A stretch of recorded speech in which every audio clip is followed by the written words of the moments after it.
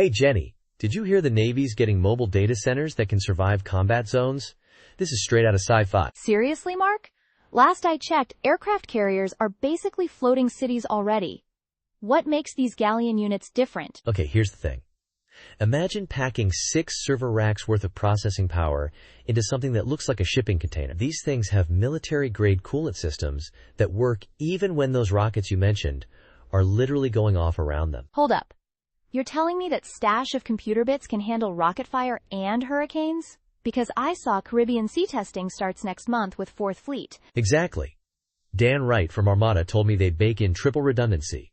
If one server rack fries from the heat, 2 backups kick in automatically. The military's calling it graceful degradation instead of total failure. That makes sense for combat scenarios. But what's pushing this edge computing revolution? We've had ships with computers forever. Sensor overload, Jenny. Modern destroyers generate over 50 terabytes daily. Trying to send all that to the cloud? You'd need constellations of satellites. By processing locally, Galleon cuts decision cycles from minutes to seconds. So instead of waiting for NORAD to analyze radar data, the ship becomes its own command center? That's revolutionary for autonomous operations. Bingo. And here's where it gets insane. They're pairing this with Project Overmatch, tactical networks that adaptively reconfigure based on battlefield conditions. If GPS goes down, ships switch to mesh networks backed by these Galleon units. This sounds bigger than just hardware. How's the CRATA partnership accelerating deployment? The cooperative R&D agreement lets Armada work directly with Navy engineers. Joint testing at NIWC Atlantic's facilities means they harden systems against EMPs and cyber attacks you'd never see in commercial tech. What about sustainability?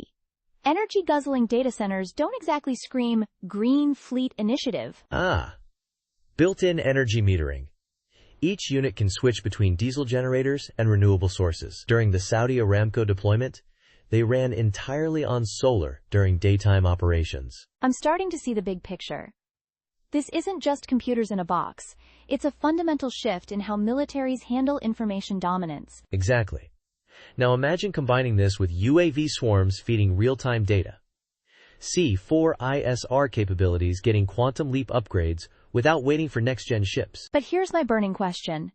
If these can survive missile attacks, what's the price tag? Defense contracts aren't known for being budget-friendly. Armada's Azure-based offering runs $450,000 annually. But mil-spec versions? It's the Pentagon.